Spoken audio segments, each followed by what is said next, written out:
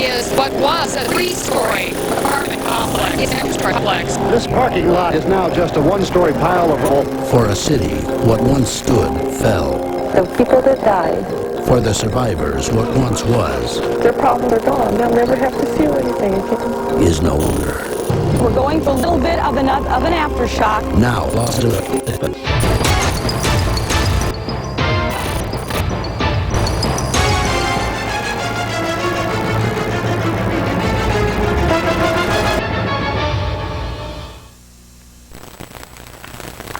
Hello, I'm Karen Stone, and welcome to the History Channel. It was quiet and well before dawn on Monday morning, January 17th, 1994. Sunrise still a few hours away.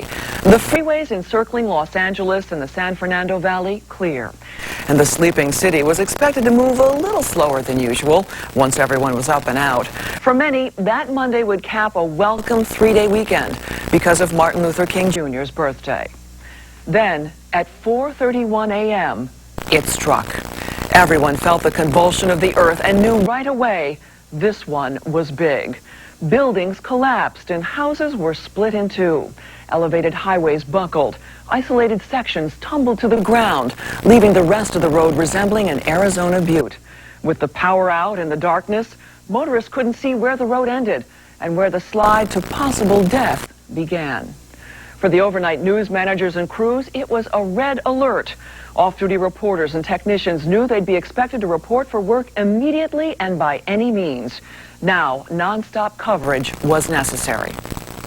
Over the next 2 hours, we will replay those early, hesitant news reports and many of the updates in the hours and days that followed. The CBS News coverage, edited for time, begins almost 30 minutes after the quake struck. It was 5 a.m. in Los Angeles, 8 a.m. in the East. Join us now as the History Channel presents the Los Angeles earthquake of 1994 as it happened. This is a CBS News special report.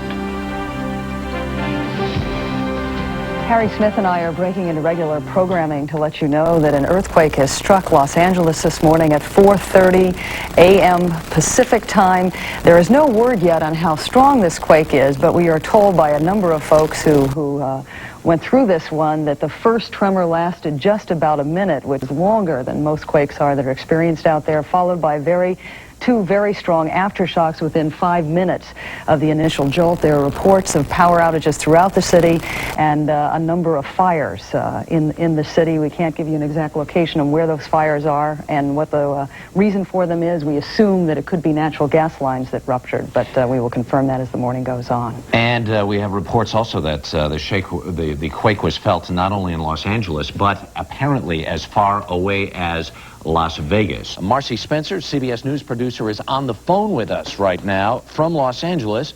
Marcy, what can you tell us about what's going on there now and what you felt? Good morning. Good morning. Good morning. Well, it woke me up. I guess it was about 4:30, 4:35. The bed began to shake. There was a lot of rumbling. It actually frightened me, but I was smart enough to get up and stand in the door jamb because I didn't know if anything was going to fall on top of me. But it was strong enough where the lamps on the tables actually fell to the floor. A lot of things that I had in my bathroom fell on the floor. The power went out. It was kind of scary. What part of Los Angeles are you in? I'm in Beverly Hills. You are in Beverly Hills, and do you have power in your building? Right now I do have power. I think we're on emergency lighting right now. And what is the local media saying, or what can you hear or see from where you are? I can't see anything from where I am, but I am listening to reports, and I hear that there are some sporadic fires in the area. I'm not sure what the situation is, though. And what is there panic in your building, or are people in the hallways, or wondering if maybe they should get out of this building? I hear some rumblings, and I heard a few screams this morning. It was pretty strong, I have to say. Okay, we're going to let you get off the phone for a couple of seconds here, Marcy, find out what else you can find out and keep us posted. We'll get back to you in a little bit. We want to tune in right now to KCBS television, which is our CBS-owned and operated station out there, and it looks like they are broadcasting from the CBS-owned and operated radio station KNX. Let's listen in. As Tricia just said, make sure if you can get to the gas lines, if you're smelling any kind of gas, it's probably safe just to turn the gas off anyway. But turn the gas off, and hopefully you've got shoes on because of broken glass and debris around the house. You don't want to be stepping on that. As information continues to come in, we'll continue to pass it on to you. The most important thing, your safety. So if you feel like you have to be somewhere right now, you don't. Stay home, take care of your families, and make sure that everyone is in a safe place away from the windows that can still break even with these aftershocks. 6.5 or even better is what they're telling us now, centered in the San Fernando Valley. And I'm also hearing that there were some problems with our new Century 105 freeway. At least they're assessing that right now. The highways have, the roadways at least, are buckling in a lot of areas. On surface streets, the light signals are out, so there's just havoc out there on the highways. Unfortunately, people are panicking, and you know, you just got to stay calm and take care of each other. Trisha's back in here right now. We don't have a whole lot of room, I know, to come on over here and talk. I don't know. I have no idea if we're even still on the air. Still on the air? Hard to tell. Okay.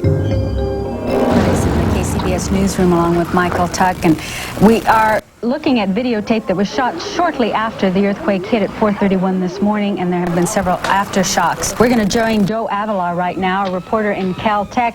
Joe, you went over to Caltech immediately after the earthquake, and you said that you didn't see any problems on your way over there, and what did you find once you got there? Well, no, we didn't see any problems on the way over here. Let me just update the information. They're calling it a 6.6 earthquake that happened under a shallow thrust fault under the San Fernando Valley. Now, we're in the middle of a press conference right now, so let's do that. Let's move over and let's pick up what Dr. Kate Hutton is saying and hear what and pick it up from there. The question is about whether this, how close this was to the San Andreas Fault, and it's about 20 miles south of the San Andreas Fault. The San Andreas Fault in this area goes through Palmdale and Elizabeth Lake and Gorman.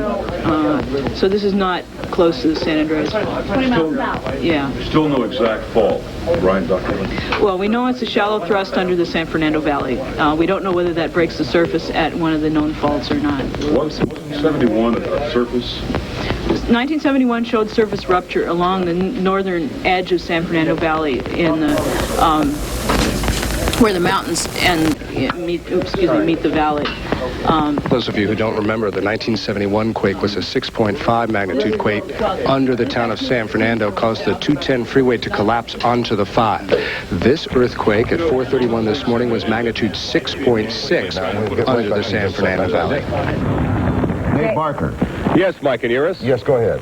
I don't even know if I'm going to adequately describe what we're seeing in front of us here. You're seeing a total freeway collapse here. And tragically enough, this is the Interstate 10 now. This is the Santa Monica Freeway here. And we're right on the freeway now. This is the, which bridge is this? This is the Washington and Fairfax Bridge. And as you can see, it is totally collapsed here. I'm not sure exactly the extent of the damage here, but as you can see, just a total collapse of the 10 here. Dave, can you hear us? Yes, I can hear you. Go ahead. Are there any cars involved? Yeah, in I'm going to show you one right here. Car apparently hit this head on. You can see the damage. The driver is no longer in the car. We do see a lot of remnants of sorry to say, a lot of blood inside this car. We don't know what happened to the person here who obviously was hit this freeway when it came up. Can I interrupt you for a second here? We're getting live shots of a huge fire. Obviously, in the foreground of your picture there, you see a water main that is also broken and perhaps a gas fire in the back. Linda Moore, are you there? And so you were driving out trying to get away, right. And what happened? The street just opened up? The cracks started appearing, and then gas started flaming up, and there in the beginning it was just like fumes, and then it just exploded. Do you know if anybody's been hurt? I don't know. We just bailed out. As far as I know, there's people stuck on the other side. Yeah, the problem here is that we can't get any farther north, and the emergency crews are having problems getting up north on Balboa too, because the water is just flowing down here. As you can see, just a huge raging river right now, and you can see a lot of the residents are standing in front of their properties here just looking out. Well, also what we can't send over the air is the fact that the smell here is just tremendous. There's just a horrible smell of gas right now, and we're all a little bit concerned because there's a gas station right here within just a few yards of where we're standing. Yeah, it appears that you are listening to live coverage from KCBS TV, our local affiliate out in Los Angeles, of the earthquake that hit Los Angeles close to 2 hours ago. There are reports of similar situations in other parts of the city where fire hydrants have been ripped from the ground with water spewing 100 feet into the air. There are reports of 5 significant fires in the San Fernando area close to the epicenter. We cannot confirm that is the epicenter, but Caltech is reporting that is what is believed to be the epicenter, which sits about 50 miles east of downtown Los Angeles.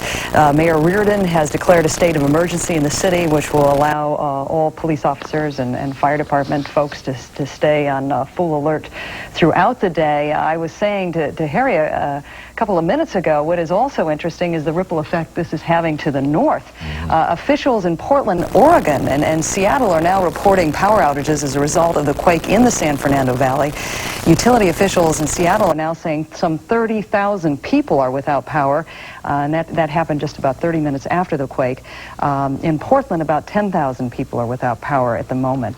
We're going to go back to this live KCBS coverage, and these pictures are just phenomenal from LA this morning. To the north of the first epicenter. So that seems to suggest the actual rupture area is from the epicenter and then up towards the north end and maybe underneath some of the mountains north of San Fernando Valley. Dr. Morey, what's the possibility or likelihood this is a foreshock for something much bigger? At this point, there's no indication that there's going to be a lot of much larger earthquakes. Certainly there's going to be many aftershocks, and we're getting hundreds now, and people should certainly be ready for magnitude 5, maybe even something a little bit larger in the next few days to weeks. Do you have a fault yet, Dr. Morey?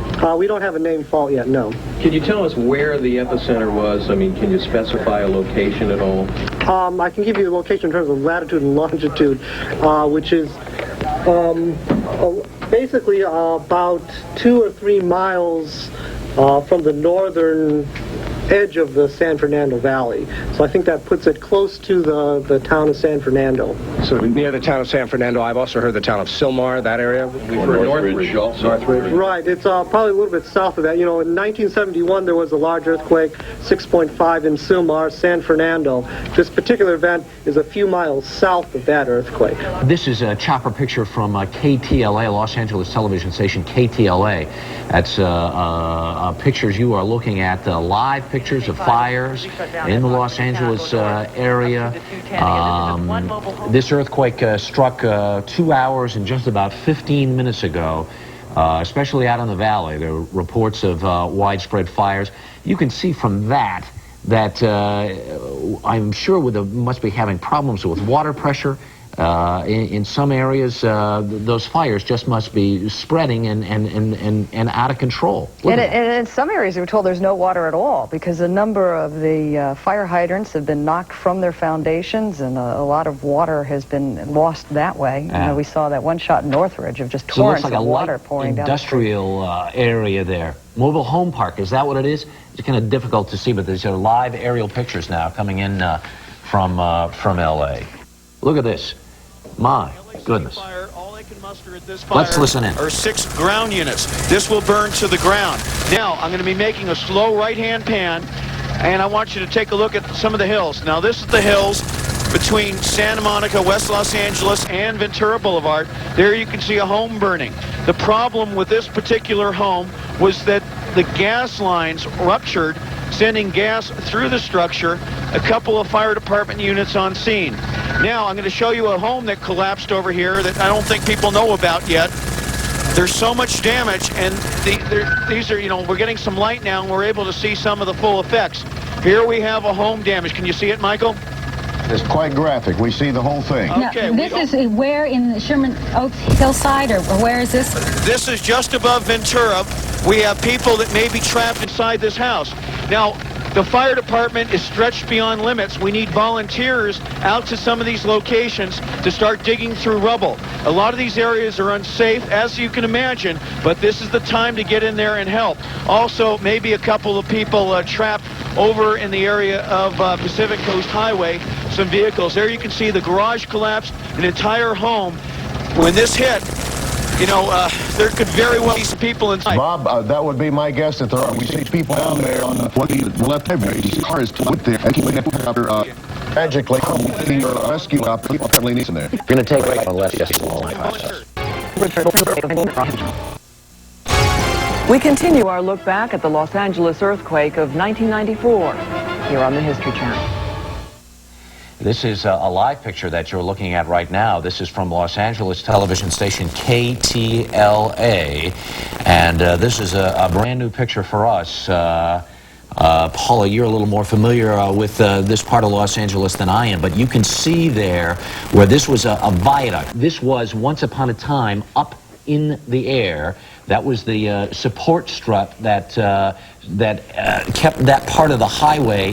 The highway just literally dropped around it, and as best we can see there, what, maybe 2, 3 vehicles. There you can see the other part of the highway to the left of your screen that's dropped down a good 20 or 30 feet.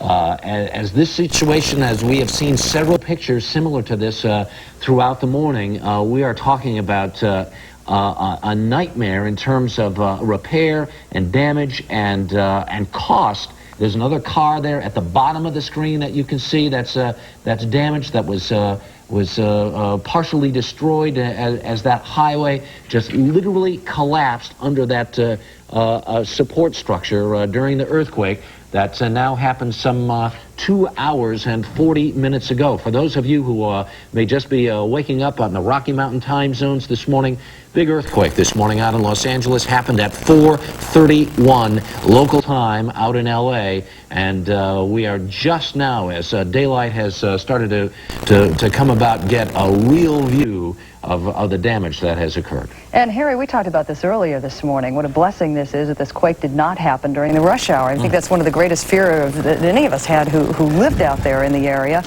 We continue to look at these dramatic pictures that KCBS is delivering to us right now from Los Angeles. This is in the San Fernando Valley, which you can see is just west of Los Angeles and a little bit north. This is where it seems to be we're finding most of the fires caused by ruptured gas lines, which is giving firefighters a tremendous headache. They can't even get into these. Let me run by that. Again, all regional airports out there, Burbank, Orange, Long Beach, open, and we still don't have confirmation on whether or not LAX has reopened yet or not, as they are examining the runways out there. Can we listen in? Do we have audio now from KCBS? Because they've got an incredible view of the mess out there. Let's listen. Jackson right now, who has some information for us. Paul? Well, we're here in Studio City. We've observed lots of damage throughout Studio City, but we are by far at the worst damage. 3 homes literally collapsed on a hillside. The folks all got out with their lives. Now, what you are looking at are 3 homes that were completely wiped off their foundations and swept down the hillside. One of the homeowners is joining us now. His name is Ron Douglas. Ron, tell us what happened this morning. Well, I woke up and there was this shaking vibration, and the next thing I knew, the house was on top of me. I had no idea where I was, and then it took me about 10 minutes to climb up. So that's about it. I can't believe I walked away from this. When we look down, we see the destruction, total destruction of your home. We're looking at a miracle here that you folks got out alive. Yes, and the other 2 neighbors too. I think it's a real miracle. Describe the earthquake. Describe having literally the walls collapse in on you. Well, it was at night, so I guess everybody was asleep. I think it was about 4:30 or 5:30, and I saw the ceilings moving, and the next thing I knew, there was a tree branch right next to my arm. So it took me about 10 or 15 minutes to climb out, and I think a mattress was on top of my head. That's how I got saved. So that's about the extent of it. I don't remember too much after that. Just thank God I'm alive. Wilbur? Through no fault of their own, we must say fire response time's been a bit slow. We are seeing severe damage throughout the Studio City area, but nothing of this magnitude. Simply a few bricks thrown down here, newspaper stands down. But this, we are told by law enforcement officials and fire department officials, is the most severe damage in all of North Hollywood and Studio City. 3 homes literally wiped off of their foundation, swept down the hillside. By the way, the homes beyond just below this were saved damaged by the large tree, which kept the home from falling on top of it. Well, everybody's accounted for, though. Yes, they are. 2 dogs, unfortunately, 2 family pets have perished in this mishap. Okay. This is Chopper 2. We're looking at a live shot down there. I believe this is the area of, yes, that's Rinaldi, where we had That's right. It's Rinaldi in the vicinity of just above the 118 freeway. What we had was a gas main explosion, and it literally blew up. And when it did, it took the life of at least 1, maybe 2 people, and also blew apart 5 homes. We're expecting the worst at this location. We also understand at Plummer and Rinaldi, another fatality incident there. I don't know if it's an accident. We're getting a little there we go. Getting a little back off on this microphone here. Anyway, there you can see the explosion. A gas line ruptured, and when it did, there was, this is where the epicenter was, just about in this vicinity. When it did, it took out the gas main. Gas built up underneath the street, eventually blew, exploded, and took at least 5 homes. And people are not getting any assistance from the fire department, and the reason is the fire department is stretched beyond their limits. Off-duty firefighters everywhere are now pouring into their station. But here's a big water main break, and this water main that you're watching right now, this services the Van Nuys and San Fernando Valley, and as you can see, you're going to have water interruption. Now, let me pan over here.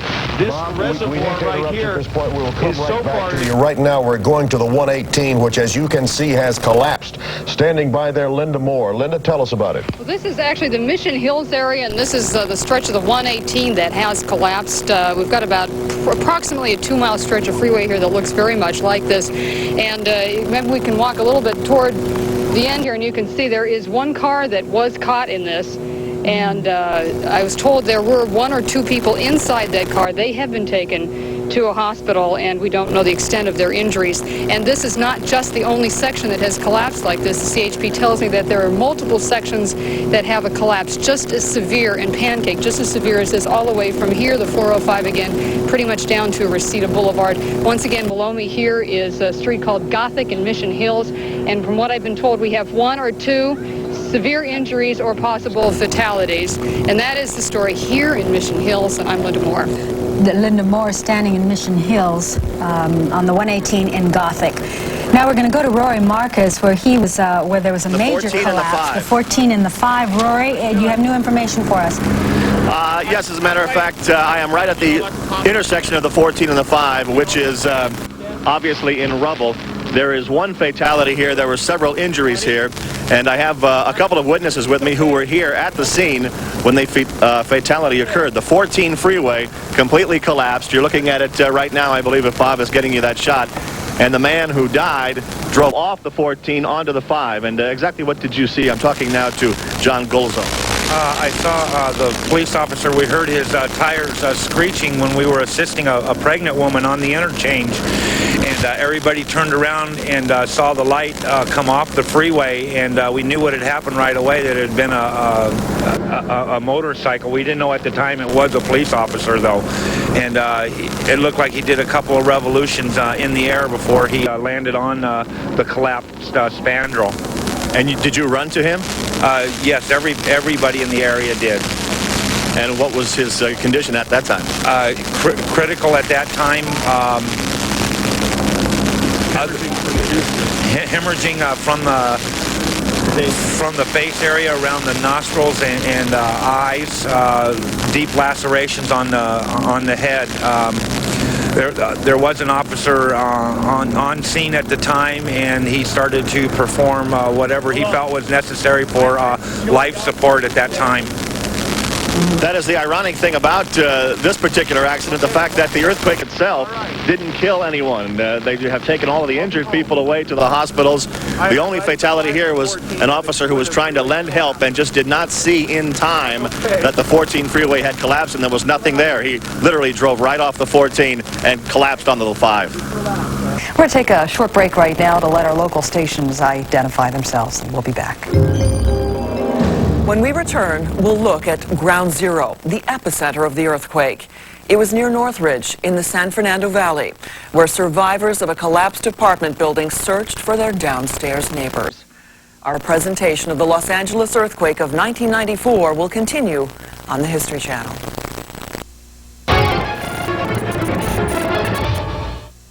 Los Angeles, January 17, 1994. It's our 8 a.m. low time. Although that was any fear only was the beginning. Downstairs, gas by several days, rich on bullion, no power. We have roads inaccessible. Some became traps. Water in rupture. Well, holes, no, tries to front first. Channel earthquake of 1994. Great day, thanks to Darrell. You're going to look on KCBS TV, our local affiliates' coverage of the earthquake. We're beginning really to get our real view of how extensive the damage really is. What are you looking at now? This is the area of Pacific Coast Highway at Chautauqua. This home has had a terrible past of portions of its backyard giving way because of all the rain. But here it was finally an earthquake that did this home in. The rear portion, the bedroom portion, collapsing down on Pacific Coast Highway, and it was inhabited at the time of the earthquake. We're looking at Pacific Coast Highway, and at least one home, the rear portion, the bedroom portion, having collapsed down on Pacific Coast Highway. Also, as you can see, Pacific Coast Highway also had other slides between Chautauqua and Temescal. That's where some of the more major damage occurred. This house, once again, has been losing its backyard because of the heavy rains for years. But this earthquake has taken away the bedroom portion. We're going to go back out to the west side. We'll go over the Hollywood Hills and back out to Santa Monica area where Dave Barker is near right where the freeway collapsed, the Santa Monica freeway. Dave. Yeah, this is just a major tragedy for the city of Los Angeles when it comes to traffic. This is the major freeway in the city, one of the busiest in the country. There are two sections of the Santa Monica freeway here that have come down. We're right over Venice Boulevard right now, and there is also La Cienega, which comes under this section of the Santa Monica freeway, which, as you can see, has totally come to the ground. Now, this is just a little bit farther west of an area we showed you this morning, the Fairfax and Washington Bridge. That bridge also came down this morning. Many victims were driving in the area when the earthquake hit this morning, and we're not sure the extent of their injuries at this point, but I just went up on top, and there was a car that is almost literally crushed up there. We're not sure what happened to that driver. But again, had this been just a couple hours later, this would have been an incredible disaster for the drivers, again, on one of the busiest freeways in America. It's certainly... You've been looking at continuous coverage at KCBS television of the earthquake in Los Angeles this morning. Let's see if you can see this map. I'll show you exactly where the reporter was standing. Can we get a little even closer to that? Here's Los Angeles International Airport. People who have been out there before. This is the Santa Monica Freeway. This is the busiest, one of the busiest freeways in the city. This thing is down onto the ground now in a place where it's normally elevated. The other big place where there are problems are up here on the 5. And that was another area where the freeway is completely collapsed. Dr. Chris Scholes is with us from Columbia University. He's a seismologist.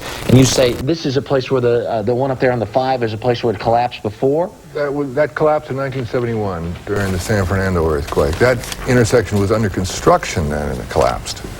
And now they rebuilt it afterwards, and it collapsed in the same place.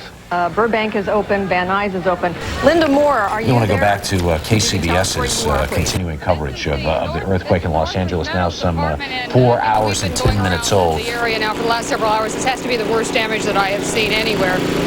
What you're looking at here is what was a 3-story apartment complex. A 3-story, it is now a 2-story complex. And what's going on now is that the fire department and the search and rescue crews are combing this entire complex here, digging through the floors of the 2nd level, which has now become the 1st level, which has collapsed on the bottom level, and trying to find bodies, trying to find live or dead bodies. They are now digging holes through the floor, trying to speak out, trying to get people to talk back to them. I just talked to a woman a minute ago, and she just heard that her husband is alive. There are hundreds of people standing outside in front of this complex. It was a rather large complex. What you're seeing is the front unit here. But there are 4 units just like this that go from here, the street, which is Reseda, all the way to the back.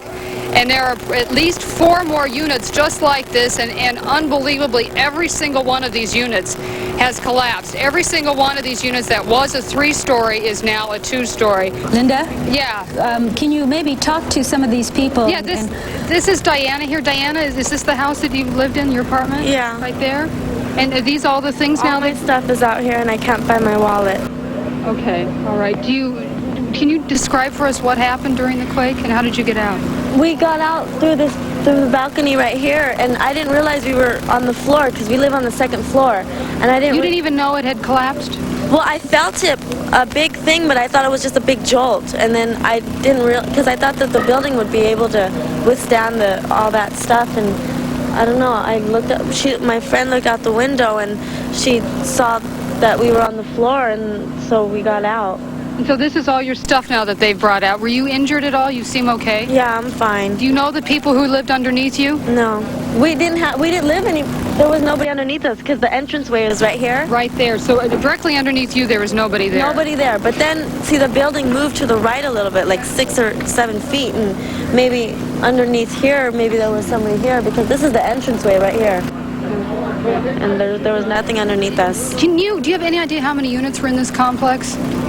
A lot. I don't know. It looks large, yeah. It's very big. Yeah. Now, it also seems that there was a parking structure underneath part of it. Yeah, over there was a whole bunch of cars were smushed and split open, and just everything just fell.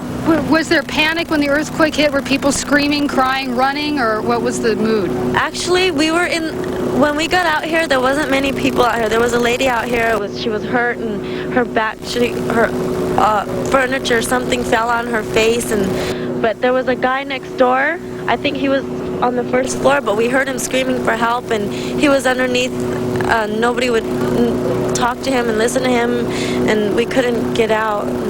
We were under the desk. All right. Diana, right? Yeah. All right, that's Diana. She's one of the residents here, one of the victims here. This is her apartment. Her stuff is all over here, and giving us a little idea of what happened. You know, it's interesting. She'd point out that underneath here was part of it was a parking structure, because that is consistently a problem in big earthquakes like that. Thus far, 5 is the number of confirmed deaths, but the death toll is beginning to rise as we are getting a report now from the Associated Press that the fire chief in Northridge, California, which is very close to the epicenter of this quake, confirms that 5 people died in the collapse of an apartment building there. That's 5 people dead in Northridge, California, died in the collapse of an apartment building there. And from what we have been able to determine thus far, those are unrelated to the other deaths that have been reported. A number of people have suffered heart attacks as a result of the shock and the strain and the horror of what they experienced earlier this morning. This earthquake, when it hit at 4:31 Pacific time, was longer in duration than folks in Los Angeles are accustomed to. Those folks that we have talked to on the scene there say they felt like it was rumbling anywhere from 30 seconds to 45 seconds to as long as a minute. We've got a live picture now from KCBS, our owned and operated station out in L.A. You can see a fire rescue team, looks to be on the roof of a building there. It looks like it could have been a parking garage. We, of course, don't know the story on the ground there. We're just looking at a live shot from a helicopter. That's Northridge again. That, of course, is right close to the place where we know to be the epicenter of this quake. We're going to take a break right now and let our CBS stations along the line to identify themselves. As they recovered from the initial physical and emotional shock, the people of Los Angeles mobilized to help wherever they could. Volunteers fought fires and climbed debris to help rescue the trapped and the injured. When we return, we'll see 2 dramatic rescues. A pregnant woman is extracted from her collapsed home, and a burn victim takes the most critical ride of his life. In a moment, the History Channel returns to the Los Angeles earthquake of 1994 as it happened. The History Channel returns to As It Happened, the 1994 Los Angeles earthquake. All right, we want to go back live to this KCBS television picture in Reseda. Excuse me, are you a resident? My daughter is. Hi, can I talk to you a second? What's your name? My name is Carlene Rowe.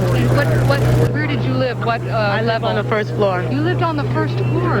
So what happened? How did you get out? Did it collapse on top of you? Well, I know that things were falling. I think the ceiling was falling down, and so all we could do, me and my roommates, was go through our bedroom window because our screen glass door was it was locked and it was stuck. Were you crawling out while it was still shaking? Yeah, we were just. I ran out the room and went to a doorway, and my roommate was right behind me. So then did you see? And the wall from from the Linda, yeah. Did you know that the top floors were falling on top? No, I didn't know. I had no idea that it was. What do you think? Do you think that the way it might have fallen, do you think there could be people alive? I don't know. All right, you're listening to Linda Moore talk to a resident of a major disaster. We lost our picture. There it is back. It appeared the rescuers were just pulling somebody up. We heard some applause, apparently from people standing around.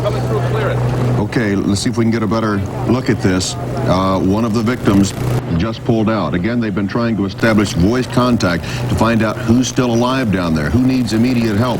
And they've been working with chainsaws to cut through that rubble. They have pulled this person out, put them on a stretcher now, and are trying to get them to some medical help as quickly as possible. It appears that they're still working on that person, so there is hope that they are going to be able to get some medical help to save that person. We hope. I couldn't tell if it was a man or a woman. It appeared perhaps that it was a woman.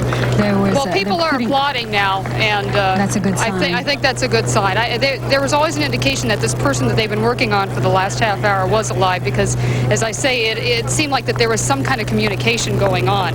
And again, that is how they're prioritizing this rescue effort right now. Is they're working on the people that they know His eyes are alive.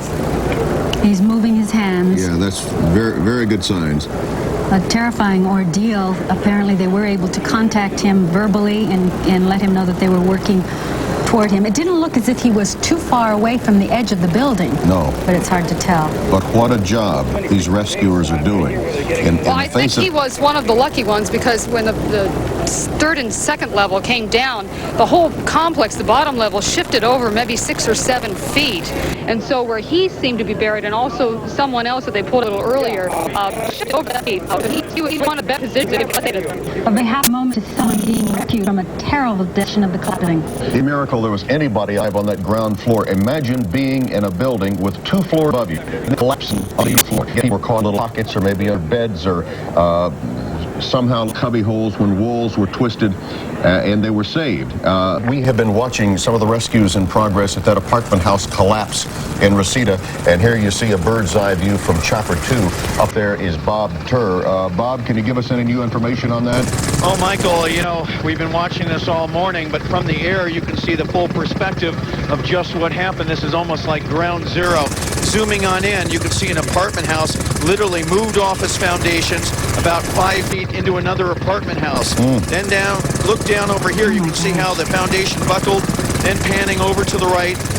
There you can see some of the main portions of this apartment house actually collapsing. Now, the fire department personnel on the scene is tremendous. A number of units here. This is a major emergency problem. And as we swing around, I'll show you the parking structure. But literally, this apartment house, the foundation literally shook these apartment buildings off their foundation. The earthquake shook them off, moved them 5 to 6 feet. And now look down at this parking structure. There you can see a car that is toppled over on top of another car. That's the upper floor of a parking structure collapsing down on the subterranean level. And there you can see the whole apartment house off its foundation. As you can imagine, this complete apartment house is a complete loss at this point. This is on the 9500 block of Reseda, and their fire department urban search and rescue teams are moving through the apartment house, going by an apartment search looking for additional victims. We have no idea. No, it would be foolhardy to even speculate about a damage estimate in terms of dollars and cents at this point. It's going to be staggering. You know, just even in the Sylmar quake, we were talking about that area. Let's see if I can find my notes on that. I mean, the damage was in the multi-millions, and that was in 1971. Yeah. Speaking of Sylmar, I think that's where Saida Pagan is right now. Saida, is that where you are? Yes, I am. I'm at the Oak Ridge Mobile Home Park, and as you can see behind me, the fire is still burning after 35 or 40 homes went up in flames right after the earthquake. We understand that a gas main erupted. Neighbors around here were all trying to help each other hose down the houses, but as you can see, the flames moved much too quickly. With us right now is Captain Robinson of the LA County Fire Department. Tell us what happened when you arrived on scene.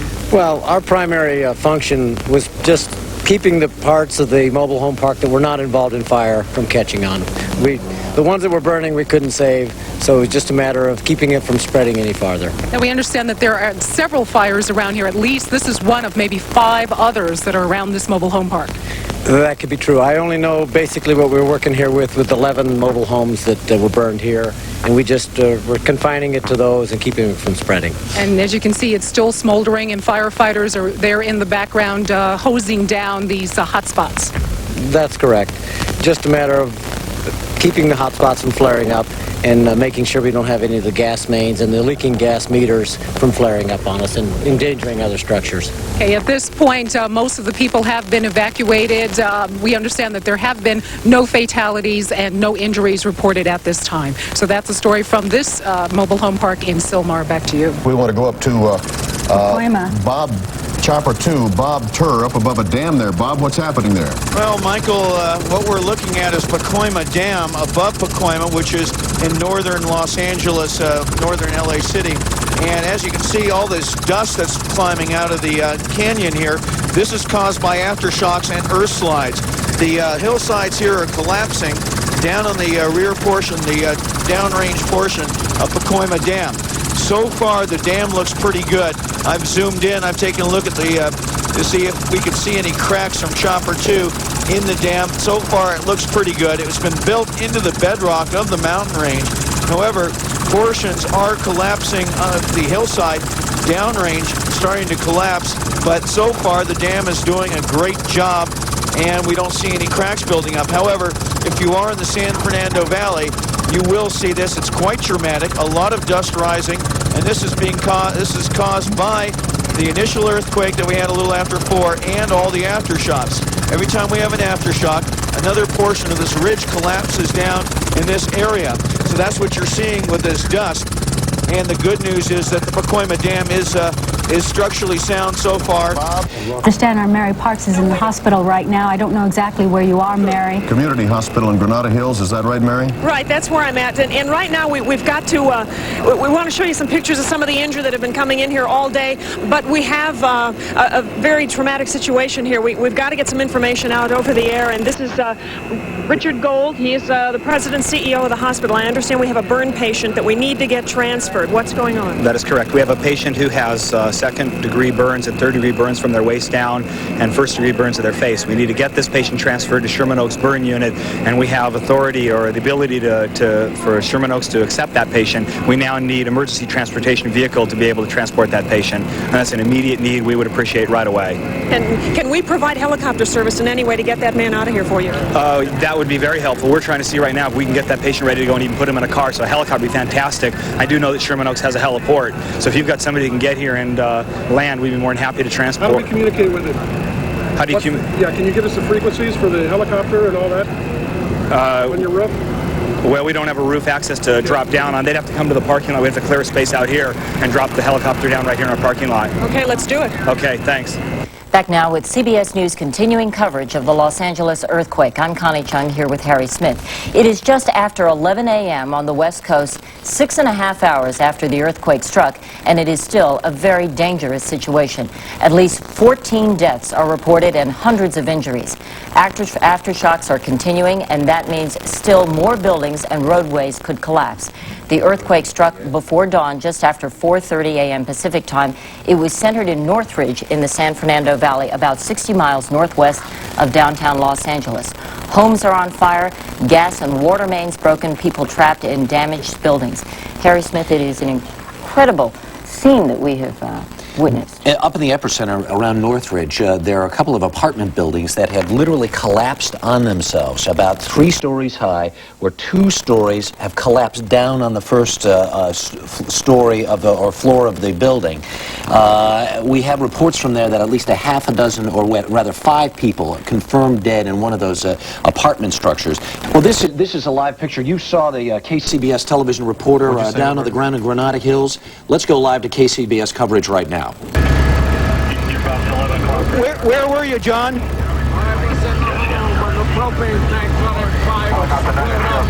Okay, John was at home when the propane tank blew during the earthquake, and you can see, and John's given us permission.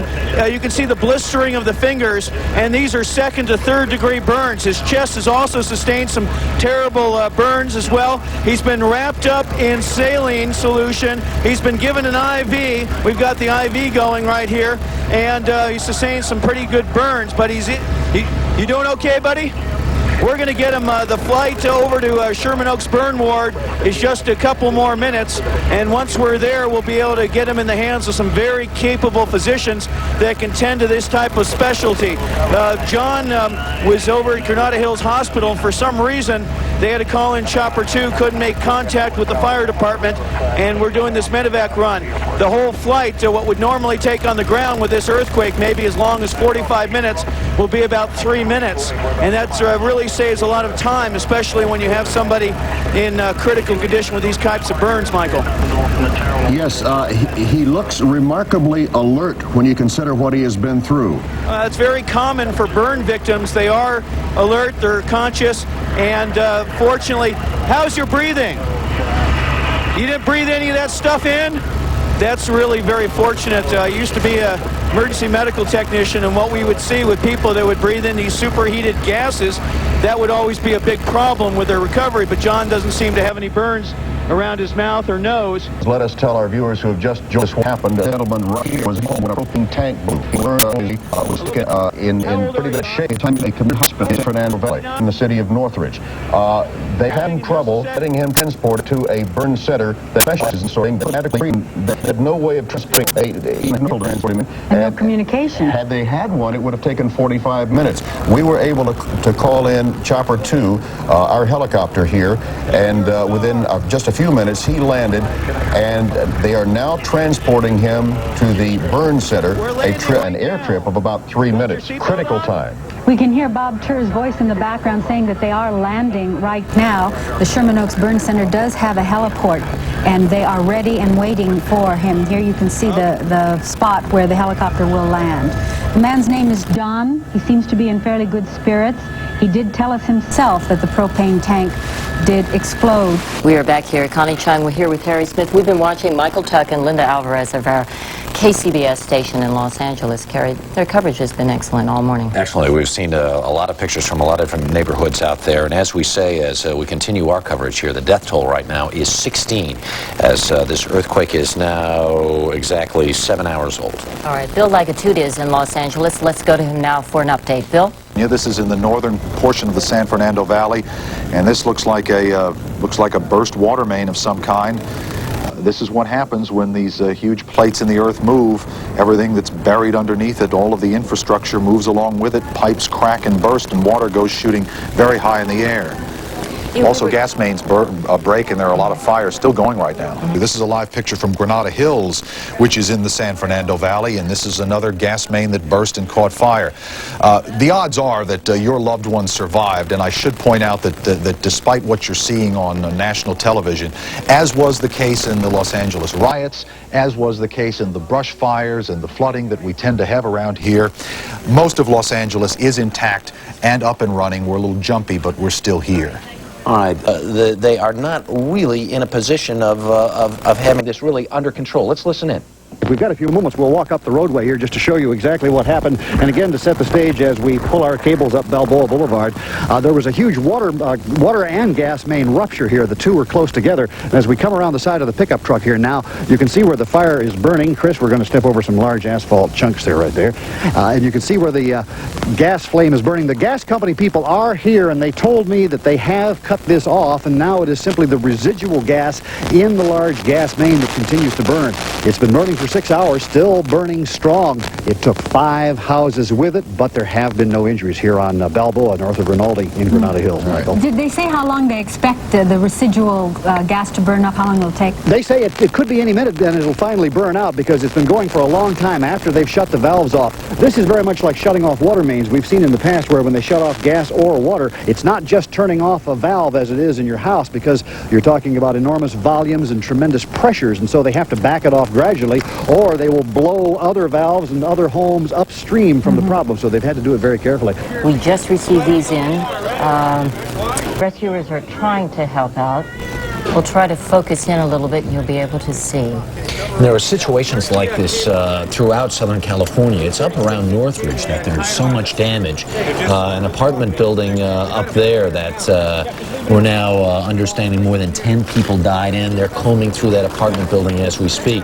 But this is some footage. This is literally raw footage that's just being fed into us. We're not sure of the location. Someplace in Southern California. These are pictures that were just taken, and we're literally showing them to you as they become available to us. We just slammed them into an editing machine, and you're seeing what we're seeing for the first time. And as difficult as it is to watch this, we must tell you that the death toll has now risen to 22.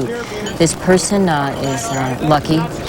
Hopefully this person will be able to get out and get to a hospital. The hospital situation is really difficult. 2 hospitals in the San Fernando Valley where the problem is acute, the most acute, have been closed and cannot take patients. Other hospitals are overloaded. Okay, take the figure 8. Take the figure 8. This is, go ahead. Sorry, Harry. With us is Kimberly Hart. She's a psychotherapist. She's an expert on post-traumatic stress. She's from Los Angeles. And Kimberly Hart, you had just gotten back, actually, from Florida and working with victims of Hurricane Andrew. Isn't that correct? That's correct. And now, can you tell us, it has to be so difficult because people, in fact, were woken up in the dead of night by this earthquake. The people who I've talked to in Los Angeles tell me that it felt different for them than other quakes. Usually a quake, for those of us who live in that area, feels like almost like being on a rowboat. This one was like being hit up alongside the head. It just snatched you. And that type of trauma to your body causes immediate biochemical response in your brain. And so as all these chemicals are being pumped through your body, what you're doing is you don't react the way you normally would. And later on what happens is you begin to beat up on yourself because you didn't do things the right way. Now 7.5, 8 hours later, you have a better chance to take a deep breath and take a look at now what can you do. Just to clarify where these pictures are coming from, it's in Sherman Oaks, California. That is in the San Fernando Valley. It's on Beverly Ridge Drive. I believe earlier the Channel 2 helicopter had shown us some pictures of this particular collapse, this house collapse on Beverly Ridge Drive. With us now, Kimberly Hart. First, we'll go to some KBCBS coverage. We have both helicopters in the air now, Air 2, where you just heard Mark Dunn, and also Chopper 2 with Bob Turr, and there's the view of Bob. What's new up there where you are, Bob? Well, we had some exciting moments. We were called in by the Granada Hills Hospital people. They had a burn victim, with 32% burns, 2nd and 3rd degree burns to his upper torso. And we brought him into the Sherman Oaks Burn Ward. Now, I spoke to Dr. Richard Grossman, the director of Burn Ward at Sherman Oaks, and he said that the quick transport has made a big difference and that he looks like he's going to do just fine, although he will have scarring, but his prognosis is very, very good. We're going to take a break right now and let our CBS stations along the line to identify themselves. We'll return to the Los Angeles earthquake of 1994 in a moment here on the History Channel.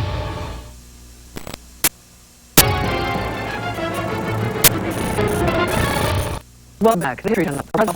The first few seconds, usually followed by hundreds, sometimes thousands of aftershocks, which vary in strength. The hour is followed by damage. First of all, update on that arrangement to show us that how Cottonwood of the San Valley, the man was earthquake that was what came in an incident on top of and kill. The good news is that it is not Edwards 7.5 and that an almost certain chance we had that here. There's a 5 you had that at rush hour and a day that was not holiday. You can only imagine the death toll and what that would have been. There have been 2 other freeways in our area that have been damaged. There's the 118 is the Valley Freeway. This is going to throw LA's freeway system into a state of chaos, I would dare say, tomorrow. You know, we're not famous for having the smoothest running traffic system in the world, that's for sure, and this is only going to make it worse. It just so happens that the 3 points that buckled on our freeway system are 3 of the most traveled routes in and out of Los Angeles. It's not going to be good news for months ahead as for those of us who commute into and out of the city on a daily basis. We talked about aftershocks. You're looking at what one looks like on the seismograph, and they've been rattling through the area with some regularity every few minutes or so. It's hard to predict how big this one is. Only the scientists can accurately read these seismographs, but I can tell you we've had some fairly large ones in the past few minutes. All right, Bill Lagatuda in Los Angeles. Dr. Chris Scholes has been helping us. He's a seismologist at Columbia University. Now, there have been hundreds of aftershocks. There have been 6 major aftershocks, though, and we have a little map that can tell us exactly where those occurred. Yes, we've got some of the aftershocks have now come in, and what you're seeing here is shown is a sequence of aftershocks, which are starting to delineate the region that ruptured. Usually the aftershocks will occur all over the fault plane of the fault that ruptured. So you're starting to see them. Is one, right? Yes. So you can see actually the one furthest north was right here. It didn't show up. So they're starting to delineate the region that ruptured at depth. And unfortunately, the seismologists there are so busy with this, they haven't had time to analyze and locate very many of these.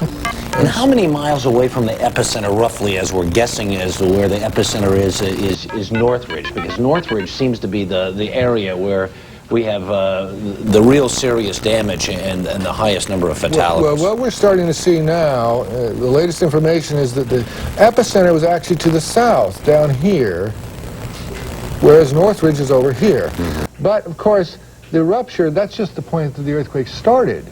And then the earthquake would have propagated to the north. As I've shown, it propagated over this whole region. And the thing that happens is that the earthquake moves in this direction. And as it propagates toward you, the waves build up. So the highest intensity occurs up here around Northridge. Slammed right into it. We want to just update folks here for a couple of seconds. 24 now known dead in the earthquake in Los Angeles that occurred at 4:31 Pacific Coast time this morning. 24 now dead. Even as we are reporting to you now, we've been on television all day. There are still some 70 fires burning in Los Angeles. There's a man trapped in a parking lot. Let's go to KCBS coverage in Northridge. He was on scene, and they were alerted by a security guard from Sears. And they told you what? That this obviously this had come down, and this man is trapped under it for some reason. They heard They told us that they heard him hollering from in there. Light Force 89 investigated and, in fact, found him and heard him.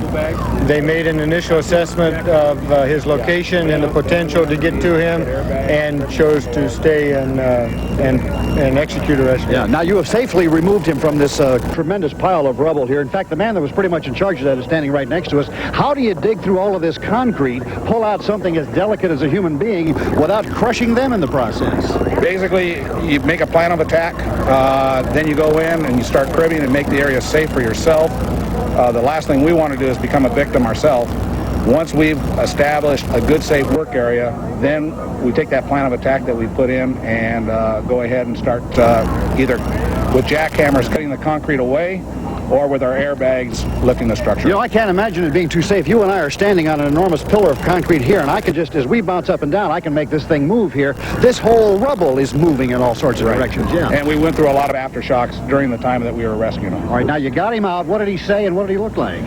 He was a Spanish gentleman. I don't speak Spanish, but we did have some Spanish-speaking firemen down there in the hole that were in communication with him. I bet we heard Gracias somewhere along the line. Yeah, we did. Okay, good work. Thank you. He's been taken to UCLA? Yes, he has. All right, thank you. Good work by your people out here. So as you can see, in fact, Tricia, we're at the end of our line, so we can't quite show you all of this. But this parking lot here was really about 4 stories high. It is now just a 1-story pile of rubble, and the man spent the entire day under there. He was in some sort of a sweeper, one of those things they use to clean up the area during the hours when the shopping center is closed, and he was trapped under there when this fell down. He is now out. They say he's in reasonably good condition and has been taken by a helicopter to UCLA. We'd like to thank our colleagues at KCBS TV in Los Angeles who have been covering this story all day long. Their reporting on the region has enabled us to bring you their superb and comprehensive coverage of the disaster. With Harry Smith, I thank you for joining us. You bet. On January 17th, 1994, one of the many television stations that scrambled to cover the breaking story was Los Angeles CBS television affiliate, KCBS. Their live reports and taped coverage were sent by satellite to the CBS News Broadcast Center in New York. And from there, the unedited feeds were broadcast on the national network. Without question, an event this big would lead any national evening newscast. When we return, the CBS Evening News, the date, January 17th, 1994. Our look at the Los Angeles earthquake of 1994 will continue on the History Channel.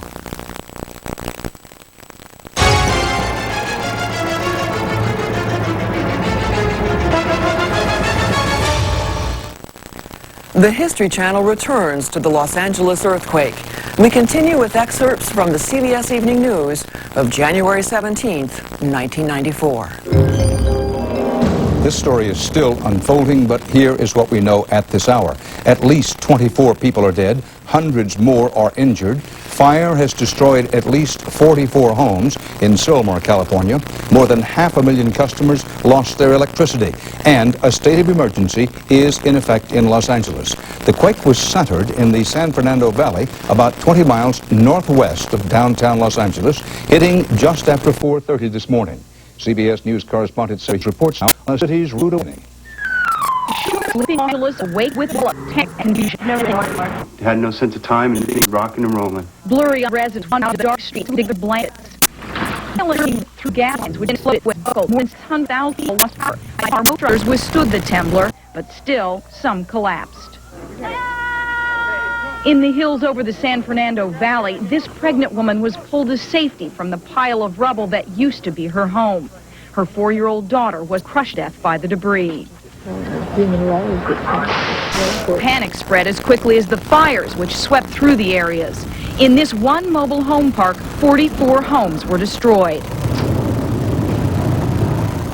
Trying to quell fears, the Los Angeles mayor took to the airwaves. I congratulate the citizens of Los Angeles for the cool they've shown so far.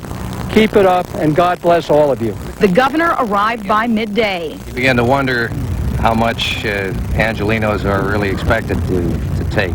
Aftershock started up just as the dust settled and will continue for weeks and months to come, which may be how long it will take some people to clean up. My husband and I celebrated our 25th anniversary a year ago, and my classes are done. This is all I have left. 25 years. There you go. Now, some National Guard troops have been called into the San Fernando Valley along with additional police officers. Most of the people who have lost power today are going to remain in the dark tonight, and some without water. We understand that power will not be restored. We're going through a little bit of an aftershock, feeling it a little bit on the roof of the building. This is to be expected. We are told we're going to have many of these aftershocks for the next couple of weeks or into a few months. It has just calmed down and we're all right up here. A small aftershock. Dan, back to you. Sandra, have you had these aftershocks during the afternoon? And if so, have they been at about that level or less or greater than what you just went through? Well, it's hard for me to estimate what we just went through, but a few hours ago we did have a 5.0 on the Richter scale aftershock, and all morning long we have had aftershocks. As I was sitting in my office, as I was out doing interviews, we felt them all day, and that's why many people are staying out of their houses, because they're afraid of these aftershocks. Sandra Hughes, live in Los Angeles. Thanks. Take care of yourself. Search and rescue teams have high-tech listening devices tonight at the scene of the quake's single deadliest disaster site. At least 14 people are confirmed dead in the rubble of an apartment building, which is right at the earthquake epicenter in heavily populated Northridge. Correspondent Jerry Bowen reports that scene. The rescue effort at the collapsed three-story Meadows apartment complex in Northridge was frantic. Firefighters cutting through the instant rubble to free stunned and dazed survivors. See that right there? That's the first floor, that's the second floor, and there's no more first floor. Her next right here. Young Suk Lee was rescued by her son from their apartment, but her husband was among those trapped and killed when the earth shifted violently and the stucco and wood frame building gave way. I can't believe the windows didn't explode. All of our dressers turned over. There's not a single piece of furniture in our house. The refrigerator moved 4 feet. Everything's ripped out of the wall. Firefighters were hampered by the pre-dawn darkness in locating and rescuing survivors. Some, trapped in the sandwiched first-floor apartments, found a way to dig themselves out. My wife and I went to bed and we were in the corner of the room and everything fell down except the one little corner where we were hiding, and we were trapped, and the 3 stories fell on top of us, and for some reason God saved us. We punched our way out of the wall and we got out. As the cold night gave way to the grim realities revealed by daylight, firefighters neared a weary Jerry Prezzo in his first-floor apartment and finally, gingerly, pulled him free. Now I can see the Super Bowl. Jerry! Now I can see the Super Bowl, said the elated Jerry Prezzo. This all lobby? All lobby. Okay, good. Then there's a bedroom, and then we've got 2 bodies. Okay. Firefighters are continuing to look for survivors, and when they find a body, the notation DB, dead body, is made on the wall. The victim to be removed later. Tonight, 75-year-old Sid Dalvin, pulled from a first-floor apartment, speaks for many, remembering the early morning horror. Lucky you didn't crush me. You know that?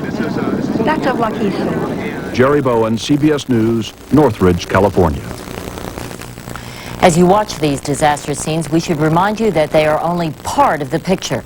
Much of the vast Los Angeles area is up and running. Much of the infrastructure is still intact. But among the biggest dangers still looming, continuing aftershocks, as you saw, throughout the region. They could further damage buildings and freeways, the bones and arteries of Southern California. Correspondent Bill Whitaker is live on the scene in the San Fernando Valley. Bill? Connie, even as Los Angeles is struggling to get over its shock, it's also struggling to get back up on its feet. In addition to the lives lost and shattered today, lots of Los Angeles, lots of its infrastructure now lies in ruins, as you can see behind me, bringing brash, busy Los Angeles to a crawl. In this city that lives by the car, today LA's lifeline was severed. Across the city, freeways collapsed and buckled. Portions of 5 major arteries are down. When the earth shook with such fury this morning, We're having an aftershock right now, people. steel and concrete were no match. After decades of preparing for quakes like this, many are asking what, if anything, Los Angeles could have done better. The serious questions that we have to ask now is whether or not we had learned those lessons in the past, or why we were not able to take steps that would have given us greater safety. Millions of people will have to find alternate routes. A 64-car freight train derailed and leaked sulfuric acid. 10,000 people and tons of freight used to ride these rails into the city every day. Now they're twisted and useless. No one knows how long before trains will be up and running again. Virtually the entire city has been without electricity all day. The 2 major power stations were seriously damaged.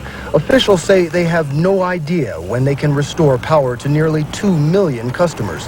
To my knowledge, this city has never lost all its power. Obviously, it has to be a surprise to us when we did this morning. While most of the city's 44,000 miles of gas pipeline withstood the force of the quake, those that did blow cut service to thousands and ignited fires all across the San Fernando Valley.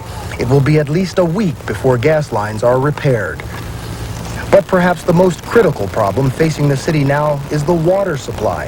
With one of the two major aqueducts damaged and treatment plants not running, everyone is being warned to boil the water. Lines are forming all over the city to buy precious water and to make phone calls. Now, we just had another sharp aftershock. Crews, construction crews, and utility crews are working feverishly to try to get the city back up on its feet, but it's bound to be some time before Los Angeles gets back to anything approaching normal. Connie? All right, thank you. Bill Whitaker live in the San Fernando Valley. Dan? Natural forces have been shaking Southern California for millions of years, long before any humans showed up, and Californians have been told to expect that eventually those natural forces will unleash the quake they call the Big One. As correspondent Richard Threlkell reports, just in case anyone forgets, history is a constant reminder. San Francisco in April of 1906, a monster earthquake, an estimated 8.3 on the Richter scale, kills at least 700 people. The city's downtown burns to the ground. Emergency officials estimate a quake like that in today's Los Angeles would kill as many as 14,000 people and cause hundreds of billions of dollars damage. In fact, they're preparing for the big one, as they call it, 8.0 or more, because scientists say it will surely come someday. Before today, the quake that most Southern Californians remember was also in the San Fernando Valley almost 23 years ago. It was bad enough, 6.5 on the Richter scale, and 65 people died in it. That was a learning experience for Californians, and so was this, the quake in Long Beach, just southeast of Los Angeles, in March of 1933. 6.3 on the Richter scale. It killed 115 people. Ever since, California's cities have been trying to make themselves earthquake safe. There was another reminder of how much is left to do in October of 1989. 63 people were killed when San Francisco and the Bay Area were hit by a 7.1 earthquake. Bridges and freeways collapsed and whole neighborhoods burned. It was evidence, if that was needed, that despite all the effort to make California earthquake safe, there's no way to make it earthquake proof. One of the few things that Los Angeles can be grateful for is that today's quake, as awful as it was not the big one. Scientists say they have no way of knowing whether today's earthquake brought the big one any closer or postponed the inevitable day that it will come. And here to add some context and perspective on this quake, Columbia University seismologist Chris Schultz. Thank you for joining us, Mr. Schultz. Today it was 6.5 with aftershock of 6.6. Not too long ago, what was it? There was the earthquake in California in this same range, 7.5 and a 6.6 aftershock. What are we dealing with here? Is this build up to the big one? Well, there's a lot of concern among seismologists that the increase of activity generally in Southern California we've seen over the last 10 years indicates that the whole tectonic situation is getting up to an advanced stage of its cycle. And what we're concerned with here is what people would call the big one. It would be a magnitude 8 earthquake which would occur on the San Andreas Fault north of Los Angeles. Now, that, of course, would be further from Los Angeles than this earthquake, but would be several hundred times more energetic. And both the Landers earthquake that occurred in 1992 and this earthquake are on secondary structures that could be interpreted as meaning that the stress generally is building up on the San Andreas Fault. These earthquakes are not large enough to relieve that stress. Only this big earthquake on the San Andreas Fault can do that. So there is considerable concern among the professional community that the activity is symptomatic of this advanced stage. Now, the last time that size earthquake, the big earthquake, occurred was in 1857. So it's almost 140 years ago. And it was very quiet for the first 120 years after that earthquake, and now we're seeing this buildup, so people are concerned about it. Well, I want to make clear that today was 6.5. 2 years ago was 7.5 with a 6.6 aftershock. Very quickly, this occurred apparently on really very far away. These understand that they're associated with the stress field. Stress that are in the San Andreas Fault produced this earthquake. It's a different fault, but it's all in the same that generate both kinds of things. Thank you very much. Earthquake on History Channel.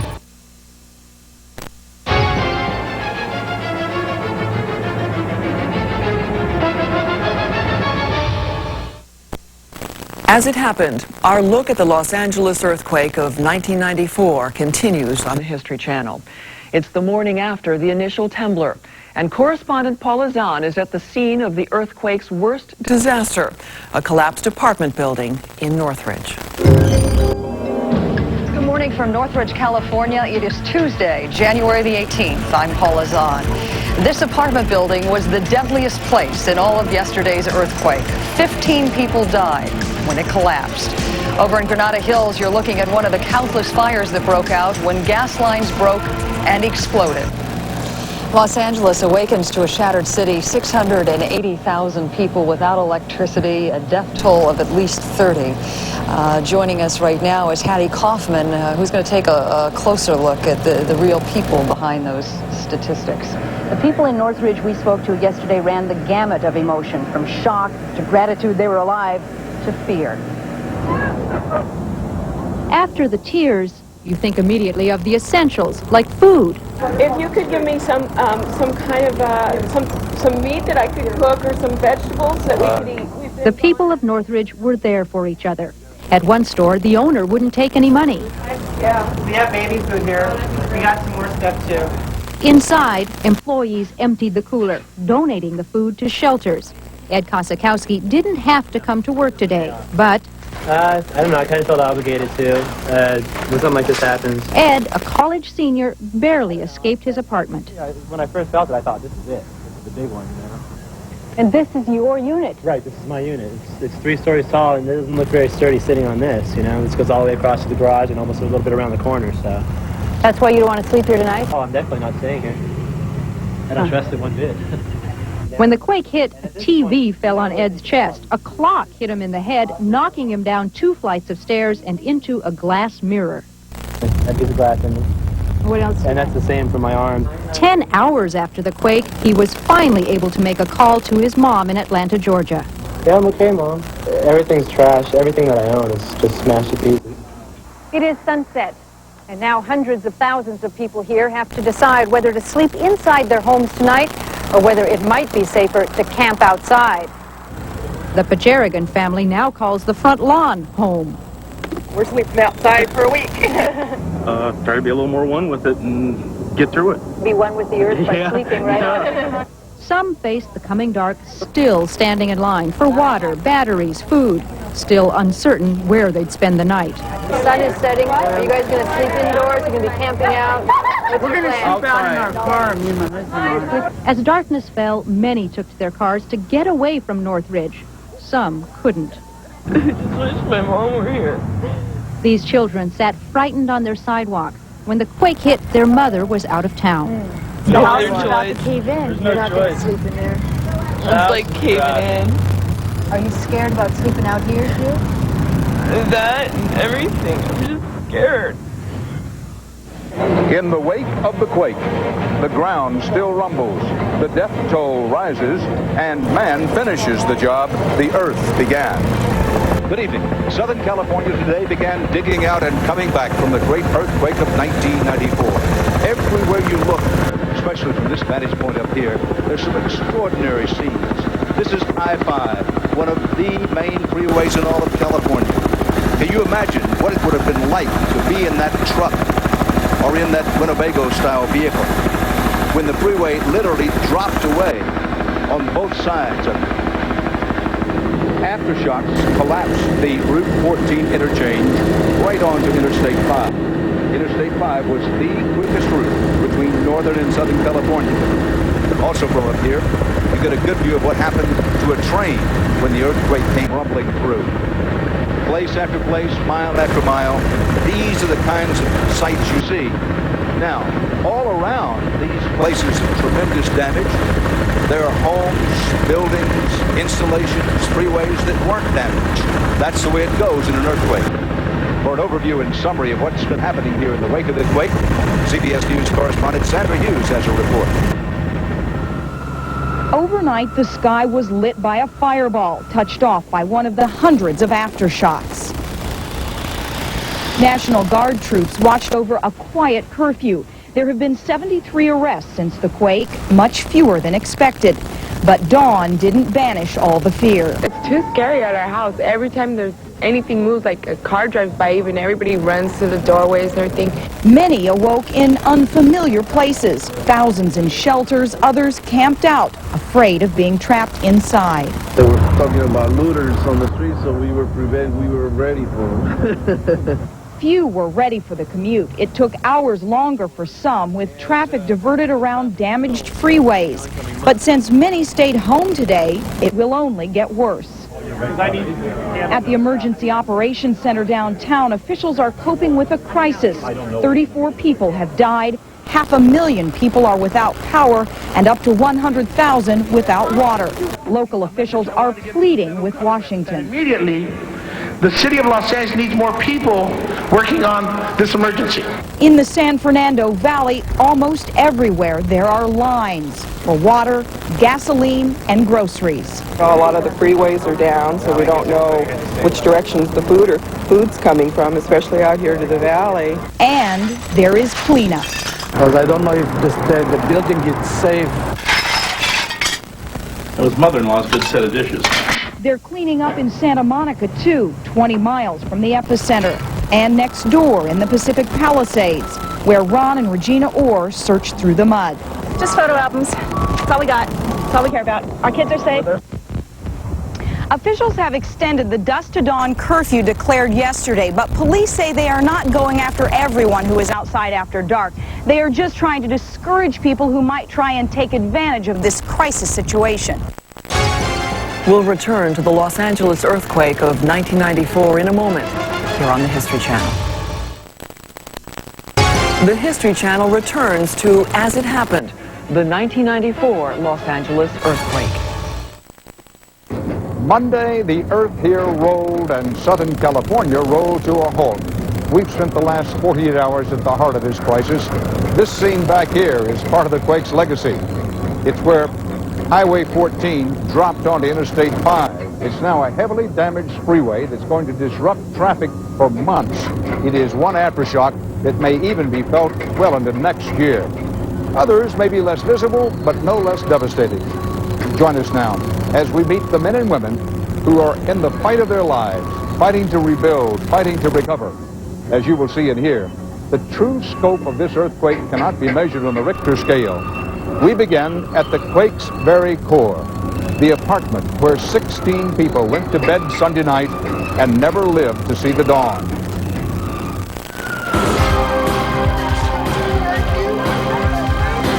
There is no single place in Los Angeles where more lives were changed or more lives were lost than here.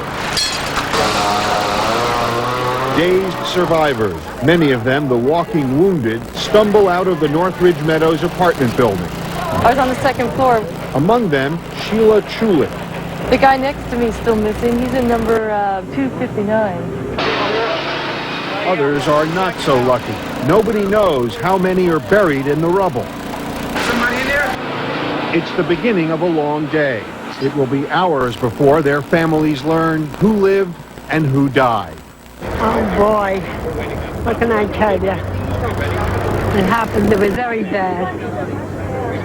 My whole window caved. Oh, Mama, oh, my, and my son and my children, and my son and my children. Looking all over for you. Most of the people who live here are either elderly or college students, like Sheila Chulik. Your clothes are in there? Everything. Your books? This is it. Everything. This is all I own. Purse, thongs, and pajamas. I'm not trying to embarrass you, but it doesn't look like you even have a belt. No, I do not. I have a bungee cord holding up my pants because there are some man's pants that are too big for me. I mean, that's how nice people were. They were pulling over on the side of the road getting blankets and offering coffee, and I mean, they were just really good. What is that, garage? No, it's apartment. Others are helping in the dangerous ruins of Northridge Meadows. Okay, come on this way. Tony, around here. Come on. Greg Gonzalez and Errol Cobb are volunteers with the California Swiss Search Dog Association. Good boy, find him. The command sums up the searcher's goal and the dog's role. Come on, find him. Find anyone trapped in the building.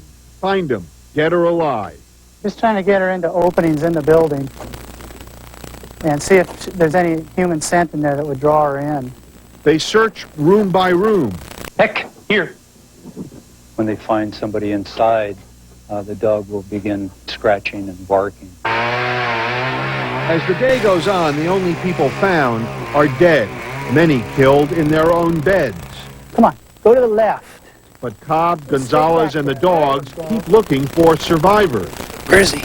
This is what they're up against. Since this building collapsed on itself, there are all sorts of tiny crawl spaces, like this one in here, that are just too narrow to be searched by a human being. A man can't get down in there, but a dog can. How do you feel about the way it went today? I mean, they kept finding body after body after body. Is that a failure? Even finding people that have died in a disaster, it's part of the job. You want to find the survivors, but finding the people that have died it's something you do for the families. Absolutely. You know, they need to know. It's better to know than not know. Do you think that there's anybody alive in here now? There's no way to know. There's no way of knowing. There's just no way of knowing. Believe in miracles? Absolutely. I do. There's a lot of voids in these buildings. Yeah, and that's all it takes is a little crack. Yeah. A little bit of air. Yeah. A little bit of air, a little bit of space for a person to survive. So there's always hope. I just don't see how anybody else could be still alive in there, but they've been known to find them even up to 5 days after. Sheila Chulik has spent the night at the home of friends. The night was frightening. She's a little shaky. There were 2 or 3 pretty big aftershocks last night. Did you feel them? Every single one of them. See, it feels like it's shaking right now, but I don't know if you can feel it. It's not shaking. I know, but it just feels like it. And it's taking its toll. When I contacted some friends and family last night, every time I talked to them, I'd start crying again. What makes you cry now? Knowing my neighbors were dead. Never thought all my belongings would wind up in a little bag. I know I'll never come back to that building to live. I mean, that's pretty obvious. A little more than 24 hours after the quake, Sheila Chulik is going back. It looks worse than it did yesterday. To look for her belongings and to look for her friends. Oh, man, Alan, baby. They're okay. They're in Thousand Oaks, okay? Thanks. You're welcome. That was my neighbor's friend. My neighbors got out with me, and that was he was been looking for him ever since yesterday. So we just told him that they're okay. So you got to give somebody some good news. Yes, I felt good for a change. As things stand now, how dangerous is that building? In varying degrees. This building right here is extremely dangerous. The north. You go in this building, and a sneeze can bring this building down. I have a car under there that might be okay. A $15,000 car. Sheila and her neighbors are not yet being allowed in their apartments. They may never be allowed back in. So we just stand here and wait? Yep, you just wait. They're running your life right now. And if they are, it will be only once to take what they can in just a few minutes. I can't grab any furniture or anything like that. You sort of have to reduce your life to a 10-minute grab. To a gunny sack. Yeah, exactly. How do you do that? I don't know. I'm going to freak out when I go in there. I'm going to be like, what do I do? What do I do? I've never had to do this before. When this is over, months from now, maybe a year from now, what do you think you're going to remember the most? What's the most powerful image in your mind? The furniture smashing my face, and hearing those voices of the men that were stuck between the floors. What were they? Yelling for help, telling us not to forget them. And we kept saying we weren't going to forget them, and we were waiting to get the fire people there. I think that's going to be etched forever, just hearing those voices. These men were just, you couldn't see them, but you could hear them, and parts of them were sticking up between the floors and between the concrete. You can't hear that kind of stuff and not be changed by it, you know? The voices and how they sounded, it was just a terrible experience. The Northridge earthquake, as it came to be called, cost Los Angeles more than any other disaster in its history. $20 billion worth of damage was left in its wake. Although the Richter scale marked it at a moderate 6.6, there was no way to measure the emotional toll on the city. For a while, people could trust neither the stability of the ground that they walked on, nor the security of the beds in which they slept. Within a few shattering moments, the quake wiped out homes, separated families, destroyed businesses. It soaked up the savings of those without insurance. In all, there were 61 dead and 9,000 injured. 30,000 homes, apartments, and buildings were ruined. 25,000 people were homeless. 1 year after the earthquake, Sam returned to Los Angeles to see if time had helped to heal the ailing city. In the past year, the Earth has revolved once around the sun, made 365 rotations on its axis. And in Southern California, it has shaken more than 11,000 times. Aftershocks of the Northridge earthquake, reminders of a disaster survivors will never forget. Correspondent Jerry Bowen reports tonight's Eye on America. Sheila Chulik clutched her candle tightly this morning and stood with other survivors at the vacant lot that 1 year ago had been their home, the Northridge Meadows Apartments. 16 of the disaster's 61 victims died here. Sheila Chulik escaped with her life and an old pink bathrobe. My security blanket. But 1 year later, she finds she is still trapped by haunting memories. The people that died, I mourn for them, and as bad as I feel for them, their problems are all over. Do you know, their problems are gone. They'll never have to feel anything again. Oregon truck driver Nick Nichols also came to the edge of death that morning and put on the brakes. All I saw was the road fall away in front of me, and I figured, you better get this sucker stopped or you're going to die. His rig, perched atop a freeway to nowhere, became a symbol of nature's power and of luck. We got 3 people in there. We can't get to them, though. And what happened to the Tyre Vigil family was symbolic, too. Of desperate hopes and worst fears realized. I thought, well, this is it. This is a big one. Every house on the street is gone, and they're never going to get to us, and it's just a matter of time. Is the wife pregnant? Yeah, okay. she is. I felt the first jolt. I was 7 months pregnant, didn't move too quickly. I said, get Amy. And that was it. There was no getting anybody. Trapped in the rubble of their collapsed hillside home, they could only wait for help and wonder about 4-year-old Amy. I kept thinking about Amy and trying not to think about her because I hadn't heard her the whole time. Don't fall again, please. Vigil emerged with broken teeth, ribs, and a crushed leg. His wife, Nancy, with a crushed arm and pelvis. But the real pain came later, with word that Amy had not survived. Losing a child, you lose a big part of yourself. And we appreciate life a lot more, and every day there's also always going to be a dark spot where we miss Amy. I've learned it's something that I'll never get over, but we're emerging as new people. 3 new people. 2 months after the earthquake, David was born, a laughing, hazel-eyed survivor of this nation's worst natural disaster. Miracle. He's a miracle baby. He's the happiest kid on earth, and he brings us so much joy.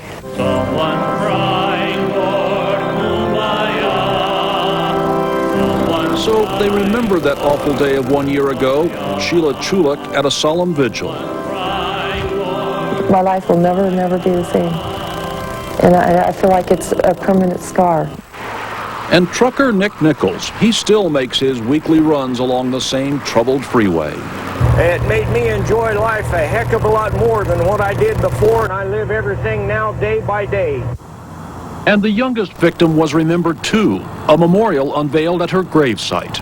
Amy Tyre Vigil, it reads, she is one with nature, in a city where the fragile nature of life is clearly understood. Pray for the morning, pray for them free. In Los Angeles, this is Jerry Bowen for Eye on America. Years after the Northridge earthquake, much of the external damage has been repaired. The store shelves are once again neat, and that crack in the living room has been repaired. Those left without homes have been resettled, and perhaps fewer children are awakened by nightmares. The city has returned to its old rhythms, having thankfully accepted $13 billion from the federal government and watched in amazement as construction crews repaired the 6 damaged freeways in record time. Families, businesses, and officials have all vowed to be better prepared next time. There is more focus on earthquake-safe building codes, but under the surface, things are different. The loss of life, the destruction of a home, the memory of that primeval fear, there is no panacea for these. One overwhelming and simple fact remains. The Los Angeles earthquake of 1994 was not the big one. That, many experts agree, is nigh. For the History Channel, I'm Karen Stone. Thanks for watching.